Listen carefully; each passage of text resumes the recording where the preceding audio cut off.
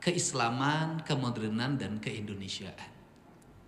Saya paham bahwa Cak Nur menggagas itu punya visi masa depan yang sangat kuat. Tetapi Cak Nur pemikir, bukan praktisi. Sehingga ketika mengikuti konvensi Golkar, dia tidak lolos dan tidak mungkin juga terpilih. Karena dompetnya kan kosong. Nah, saya mencoba menerjemahkan itu sejak wakil bupati itu, keislaman, kemodernan, keindonesiaan. Dan bicara Indonesia, itu harus bicara identity. Gak bisa kita ngomong Indonesia tanpa identity.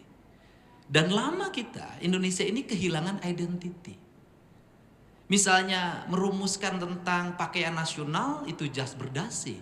Itu kan bukan identity kita, itu identitinya Eropa. Sehingga saya mencoba menerjemahkan menjadi kesundaan. Nah, ketika kesundaan, maka ini teman-teman PMI sangat paham urusannya begini, pasti ribut. Tudingan pertama adalah kemusyrikan. Karena sudah kalau bicara kesundaan maka lari ke pemahaman Sunda Wiwitan. Lari ke pemahaman klinik, percaya pada buhun dan karuhun. Dan itu identik dalam mindset masyarakat kita. Percaya pada karuhun, percaya pada buhun, itu ada kemusyrikan. Kerangka paradigma itulah yang berlangsung lama menghilangkan identitas. Menghilangkan identitas, menghilangkan jati diri. Ketika menghilangkan jati diri, maka setiap orang dalam setiap hari merumuskan jati dirinya masing-masing. Sehingga dalam pemahaman saya, ketika masuk dalam wilayah kebudayaan kesundaan, justru disitulah juga saya masuk ke wilayah universalitas keislaman. Yaitu misalnya tentang idiom orang Sunda, Tritangtu Dibuana, Rama Resi Prabu, saya menerjemahkan iman, Islam, ihsan. Dan kemudian juga ketika menerjemahkan tentang manusia Sunda adalah manusia yang memiliki jati diri. Yang memiliki jati diri kalau sirungan kehandap akaran. Yaitu manusia yang masuk dalam papat kalima pancer. Papat kalima pancer yaitu manusia yang terdiri dari tanahnya, manusia yang terdiri dari airnya, manusia yang terdiri dari udaranya, manusia yang terdiri dari hawa panasnya, yang orang Bali mengembangkan dalam identitas hitam, putih, merah, dan kuning sebagai identiti tanah, air, udara, dan matahari. Nah, dalam kerangka itu justru saya menemukan bahwa papat kalima pancer adalah manusia insan. Yang menjadi insan kamil itu adalah ketika dia sebagai manusia, secara material dia bersatu dengan alam semesta penciptaannya, dan secara rohani dia bersatu dengan Tuhannya. Maka dalam teman-teman PMI pasti bercerita tentang manunggaling kaula Gusti. Mungkin Pak Ketua KPU sekarang tidak manunggaling kaula Gusti, tapi manunggaling kaula istri, saya lihat. Kerangka ini yang terus mengidentifikasi pikiran-pikiran saya, sehingga melahirkan gagasan tentang pembangunan berkarakter. Pembangunan berkarakter kata orang Sunda, ciri sabumi, carak sadesa, jawadah tutung biritna, sacarana sacarana lain tepak sejen igel. Sesungguhnya adalah ilmu kenegaraan yang pernah saya baca. Nah, apa artinya? Bahwa pembangunan itu akan melahirkan sebuah nilai identitas, dan identitas yang mulia adalah identitas yang bersenyawa dengan alam. Ketika bersenyawa dengan alam, pembangunannya senyawa dengan alam, maka pembangunannya akan bersifat berkesinambungan menuju keabadian. Dan di situ akan ada efisien dari sisi tata kelola keuangan. Saya memberikan contoh, semua gedung kantor pemerintah itu dibikin menjadi sama tingginya. Jendelanya dibikin jadi sama, ditutup. Padahal teksturnya harus berubah. Desain pembangunan di kota Bandung yang agak dingin harus berbeda dengan di Cirebon. Di Cirebon harus berbeda dengan di Bogor. Di Bogor harus berbeda dengan Ciamis, itu yang disebut ciri sabumi. Karena apa? Desain arsitektur yang didasarkan pada tanah, air, udara, dan matahari akan melahirkan penghitungan ruang. Penghitungan ruang akan melahirkan penghitungan udara, sehingga daerah mana yang perlu AC dan daerah mana yang tidak perlu AC. Daerah mana yang listrik pada siang hari nyala, daerah mana yang listrik pada siang hari tidak nyala. Negara kalau mengefisienkan itu saja, dari penggunaan AC, penggunaan listrik di siang hari dimatikan, penggunaan air, itu akan melahirkan biaya rutin pemerintah yang sangat efisien. Sehingga ketika pemerintah menghadapi misalnya tekanan fiskal disebabkan karena adanya kebijakan di mana DBH tidak semuanya diberikan kepada daerah tapi ditunda dulu pembayarannya, mungkin para bupati, para gubernur akan pusing. Saya tidak. Kenapa? Karena saya sudah paham bagaimana cara ngelola keuangan, bagaimana cara mengefisienkan, dan bagaimana cara membangun ritme pegawai. Misalnya begini, tidak selamanya pegawai harus masuk dalam setiap hari kalau tidak produktif. Kenapa? Karena pegawai yang masuk tiap hari justru tidak produktif, Pak Ketua. Kenapa? Masuk tiap hari dia gunain listrik, dia menggunakan internet, kemudian dia menggunakan air, dia dari rumah ke kantor dia harus menggunakan transport, di kantornya barangkali dia bisa tidak bekerja, malah mengganggu temannya. Sehingga kebijakan WFH di Jawa Barat hari ini justru melahirkan produktivitas yang tinggi dan efisiennya biar rutin pemerintah. Kenapa itu dilakukan? Karena saya merasa bahwa pemerintah itu tidak boleh mewariskan hutang pada periode yang berikutnya. Justru tugas pemerintah itu adalah mengelola dan membuat investasi dalam kepentingan jangka panjang, bukan menyerap. Sehingga saya selalu menentang kalimat anggaran tidak terserap. Tidak. Bagi saya itu tidak penting. Buat apa anggaran pemerintah diserap? Hanya kegiatan rutin pegawai, hanya kegiatan pertemuan, hanya kegiatan kunjungan-kunjungan, hanya kegiatan diskusi-diskusi tanpa henti. Sedang kemiskinan tidak selesai, pendidikan tidak selesai, pelayanan dasar masyarakat tidak selesai. Berikutnya seperti itu lagi, berikutnya seperti itu lagi. Maka kita tidak akan sampai pada puncak tujuan kita merdeka. Maka saya melihat ini yang disebut dengan hari ini adalah birokrat berpuasa, rakyat berpesta. Sehingga kebijakan di Jawa Barat hari ini misalnya, saya boleh menyampaikan penghitungan. Jabar punya tunggakan, dan tunggakannya bukan pada masa kepemimpinan saya. Itu tunggakan yang lama. Tidak bayar BPJS 350 miliar. Dan baru dibayar 340, baru bayar 50. Saya menghitung. Kita bayar 290 atau uangnya kita tunda untuk layanan masyarakat yang tidak masuk BPJS. Yang tidak masuk BPJS ternyata jumlahnya sangat banyak. Kalau ini dibayarkan, maka ini tidak terlayani, sehingga kami memutuskan uangnya ditunda tidak dibayarkan, tapi seluruh rumah sakit di Jawa Barat dan sebagian di Jakarta di MOU-kan. Seluruh rakyat Jabar, mau kaya mau miskin, kalau masuk rumah sakit kelas 3, pemerintah provinsi menjamin pengobatannya. Itu yang diinginkan oleh kami. Kenapa? Karena dalam penghitungan kami, ketika pemerintah membayar BPJS jauh lebih mahal dengan membayar langsung ke rumah sakit.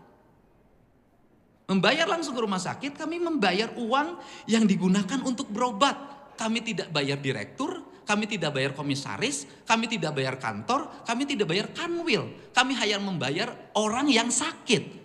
Tapi bayar BPJS, kita membayar komponen biaya birokrasi BPJS yang begitu besar. Cara ini ditempuh. Kenapa cara ini ditempuh? Karena kondisi keuangan yang berat. Kita harus berikhtiar. Pencipta, pengabdi, yang penting bernapaskan Islam. Bernapaskan Islam itu artinya pemerintah mengutamakan keselamatan warganya dibanding kepentingan apapun. Hari ini saya melihat ada sebuah peristiwa besar di negeri ini. Apa peristiwa besarnya? Ada negara yang kokoh berdiri di embargo puluhan tahun. Saya tidak bicara ini dari sisi agama. Saya bicara persoalan kedaulatan. Setiap negara berhak dan wajib untuk mempertahankan kedaulatan negaranya. Setiap negara berhak untuk menentukan pemimpinnya sendiri, apapun hasilnya. Dalam perspektif itu, saya melihat kenapa Iran bisa bertahan. Karena satu, pemerintahnya efisien. Ulamanya memperlihatkan sebuah kesederhanaan yang luar biasa. Dia memilih jadi martir dibanding dia meninggal belakangan. Martirnya menjadi sebuah gerakan heroisme publik. Dan saya baca berapa APBN Iran? 1.000 triliun dari 92 juta penduduk. Tapi dari 10 masyarakat usia sekolah 9 kuliah. Apa yang kuliah dipelajarinya? Sains, matematika, fisika, kimia, biologi, kedokteran, engineer, berobat gratis, sekolah gratis, jalan tidak ada yang bolong. Lingkungannya bersih, rakyatnya tidak ada yang kelaparan. Efisien birokrasi, saya lihat berapa belanja pertahanan Iran. Hanya 132 triliun. Kenapa 132 triliun bisa bikin drone dengan mutakhir? Bisa bikin hulu ledak. Bisa memperkuat seluruh armada perangnya. Bisa berperang dengan gagah, mempertahankan keyakinannya. Karena dia membuat sendiri. Karena negaranya efisien. Perguruan tingginya melahirkan orang-orang hebat. Yang bekerja di bidang sains, penelitiannya kuat. Akhirnya melahirkan produk-produk unggul bagi bangsanya yang bermanfaat. Sehingga saya menyampaikan bahwa kalau kita melebihi surplus anggaran, bagi saya bukan kebahagiaan. Kalau saya memimpin Jawa Barat dengan 37 triliun, bagi saya bukan kebanggaan. Kalau saya memimpin Jawa Barat dengan 35 triliun, bagi saya bukan kebanggaan. Tapi saya memimpin Jawa Barat yang hari ini real, kondisi keuangannya hanya 26 triliun. Tapi bisa membebaskan pendidikan SMA gratis. Bisa membangun jalan sampai pelosok. Bisa membangun rumah rakyat miskin. Bisa menyiapkan generasi ke depan untuk dia bisa kuliah di bidang-bidang teknologi. Melahirkan engineer baru. Kemudian negaranya efisien dan pemerintahnya tidak pernah rapat. Saya jujur aja gak pernah rapat. Gubernurnya gak pernah ngantor. Kenapa? Karena bagi saya duduk di kantor di ruangan ber-AC itu inefisien. Tapi saya berjalan di pematang sawah, menyelesaikan problem petani, berjalan di tepi jalan raya, menyelesaikan problem ojol. Sampai hari ini ada ojol di Bekasi. Biaya rumah sakit MNC-nya sudah mencapai 450 juta dibayarkan melalui asuransi ketenaga kerjaan yang dibayar oleh Pemprov. Nah, kerangka inilah yang ingin dibangun. Memang dari seluruh kebijakan ini ada ketidakpuasan. Di mana letak ketidakpuasannya? Para penerima hibah yang biasa hidup dari proposal. Hari ini nggak ada ruang. Mungkin ada beberapa kalangan yang dianggap saya tidak memperhatikan kepentingan-kepentingan tertentu. Saya katakan ketika saya jadi gubernur, maka saya harus memperhatikan kepentingan rakyat yang lebih luas dibanding memperhatikan kepentingan sebagian elit. Kenapa? Saya dipilih langsung oleh rakyat, harga satu suara sama, tidak ada tingkatannya. Itu yang harus saya hormati. Untuk itu saya menyampaikan pertemuan hari ini adalah pertemuan spirit kita. Sudah saatnya abdi negeri menjadi abdi yang betul-betul mengabdikan diri pada negerinya. Dan sudah saatnya masyarakat Jawa Barat yang asalnya abdi. Asal abdi itu adalah asal dari kalimat yang mencerminkan tentang struktur sosial masyarakat. Yaitu ada menak, ada cacah. Kalimat abdi itu adalah masyarakat Sunda yang mengabdi pada menak. Yang dia tidak bisa duduk sejajar. Dia di bawah, dia menjadi sub dari sebuah bentuk peradaban. Maka saya memilih hari ini orang Jawa Barat bukan hanya menjadi abdi, harus berani mengatakan aing sebagai bentuk kesetaraan. Maka kalimat Bapak Aing sesungguhnya adalah kalimat perubahan mindset berpikir orang Jawa Barat bahwa ini bukan lagi kaum feodal, tapi kaum yang memiliki kesetaraan. Karena Sunda secara ideologis itu adalah sistem nilai ajaran yang mengajarkan tentang kesetaraan. Proletar dan Sunda itu sosialis. Sehingga di Sunda hampir tidak ditemukan menak. Tidak ada sebenarnya. Nah, karena tidak ditemukan menak, Sunda rajanya tidak meninggalkan istana yang megah. Rajanya tidak meninggalkan keturunan yang mengaku sampai hari ini tidak ada keturunan Siliwangi yang mengaku.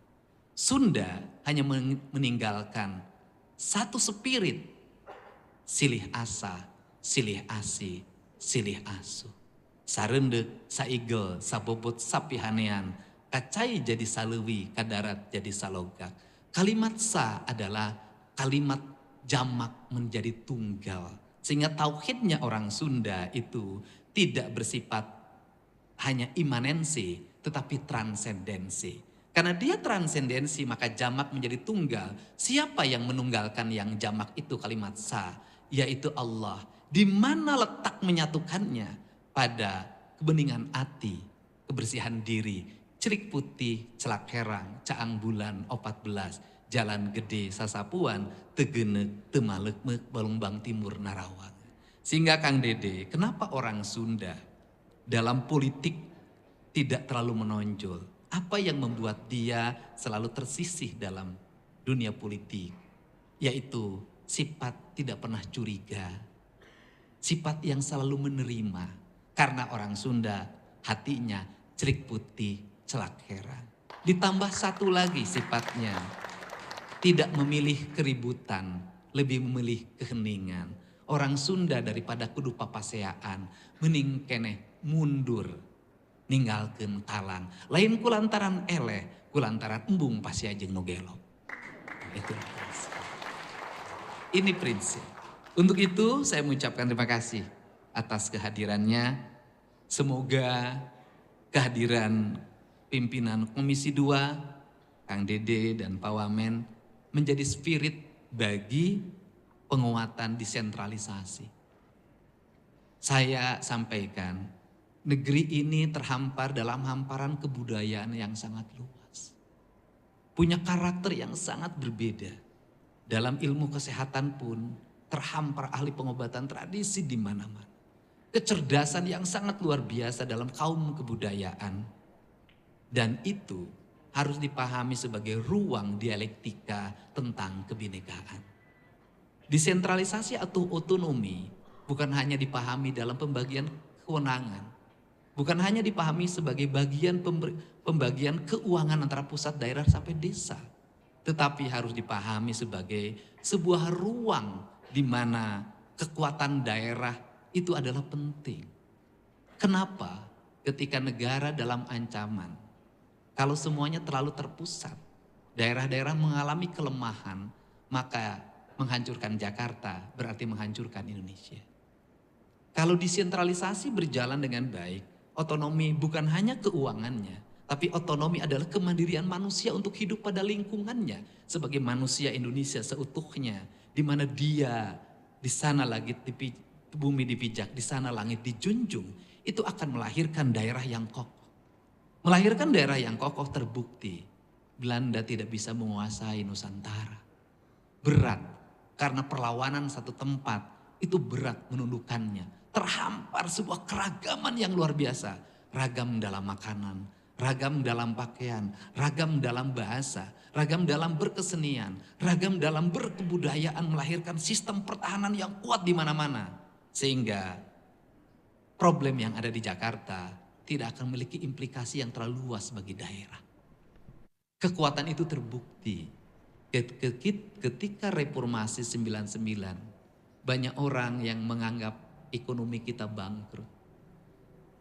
Ekonomi kita rontok di mana perbankan hampir kolap, ras di mana-mana. Antrian orang mengambil uang di mana-mana. Ternyata di beberapa wilayah malah surplus ekonominya.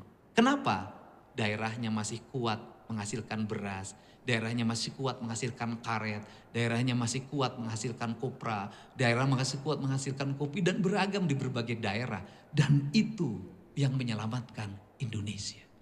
Sehingga saya termasuk orang yang berpendapat tidak boleh ada penyeragaman tanaman di semua daerah. Tidak boleh ada penyeragaman produk di semua daerah. Kenapa? Itu adalah ancaman bagi ketahanan negara. Kenapa? Dengan keanekaragaman itulah Indonesia sulit dibaca dan sulit ditaklukkan. Kita beda dengan Timur Tengah yang homogen. Kita beda dengan Eropa yang homogen. Kita adalah Indonesia yang dibangun dalam hamparan Nusantara yang memiliki keanekaragaman warna dan cara berpikir. Memang sulit mengelola yang berbeda, tetapi ingat ketika disatukan maka dia sulit untuk ditaklukkan. Untuk itu saya mengucapkan terima kasih. Semoga pertemuan hari ini menjadi pertemuan yang berikan spirit. Semoga selepas pertemuan ini besok APBD Jawa Barat naik lagi ke 31. Dan mudah-mudahan Pak Ketua Komisi 2 bisa memperjuangkan tunggakan ke Menteri Keuangan. Karena spirit kita di situ, Pak. Kita sampaikan juga, kita juga perlu mempertimbangkan desa, mempertimbangkan kabupaten hari ini. Untuk apa? Negeri ini harus dibangun oleh kita bersama, secara bersama-sama. Saamparan, sajajaran, sarendek, saigel, sapuput, sapihanean, kacai jadi saluwi, kadarat jadi saloga.